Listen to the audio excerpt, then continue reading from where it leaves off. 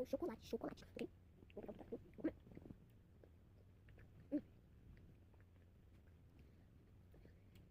Hoje fazendo chocolate, direitinho. Vamos nessa aqui, ó. Quando a gente faz chocolate direitinho, com fogo, a gente não vai fazer com fogo. Sabe aquela, sua mãe fez comida, né? Eu trouxe aqui, ó. Chocolate, não, aí vamos fazer chocolate. Vamos pegar aqui uma tampa, que tá quente, e vamos puxar, né? Assim. E depois eu vou cortando a maçã aqui com a faca. Sabe lá, eu tenho 12 anos, então eu tenho a gente, aqui, eu tenho 12. Mas tem 11.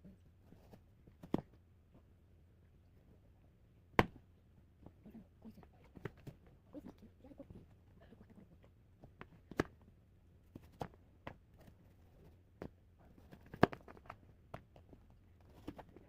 Gente, já recortei duas partes da maçã. E agora eu vou cortar em copinhos.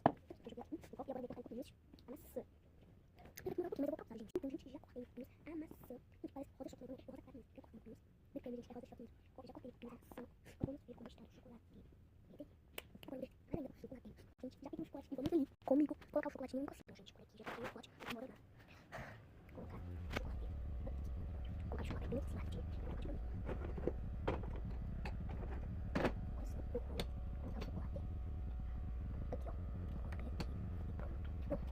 Colocar de chocolate. Então, gente, eu vou pegar esse chocolate pra dentro.